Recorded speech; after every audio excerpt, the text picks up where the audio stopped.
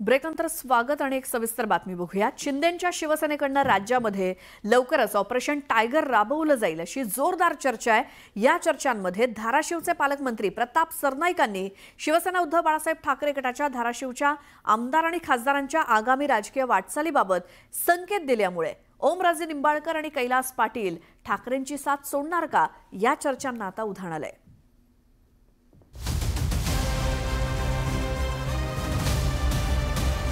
सर्वसामान्य जनतेने आम्हाला खरी शिवसेना म्हणून दाखवलेलं आहे, धनुष्यबाण आम्हाला दिलेलं आहे।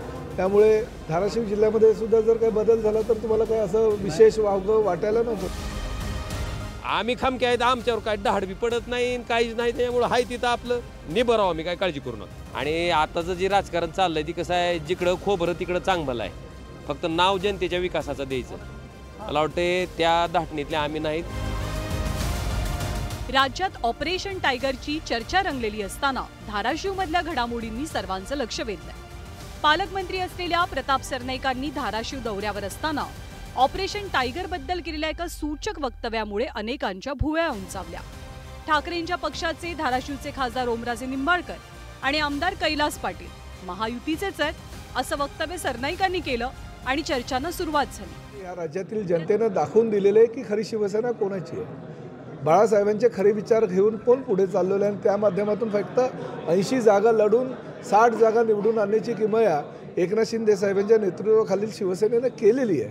त्यामुळे सर्वसामान्य जनतेने आम्हाला खरी शिवसेना म्हणून दाखवलेलं आहे, धनुष्यबाण आम्हाला दिलेलं आहे। त्यामुळे धाराशिव जिल्ह्यामध्ये सुद्धा जर काही बदल झाला तर तुम्हाला काही असं विशेष वावगं वाटायला नको। प्रताप सरनाईकांच्या वक्तव्यानंतर चर्चांचं मोहोळ उठलं।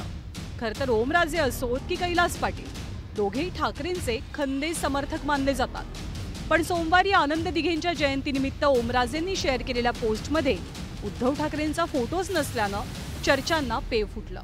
पण त्यानंतर ओमराजेंनी हे असं काहीसं स्पष्टीकरण दिलंय। मी कायमस्वरूपी सांगितलं की ह्या ओमराजेला एकदा आमदार आणि दोनदा खासदार हिंदुहृदय सम्राट शिवसेना प्रमुख बाळासाहेब ठाकरे, पक्षप्रमुख उद्धवजी ठाकरे साहेब ह्यांच्यामुळे मी झालेलो आहे।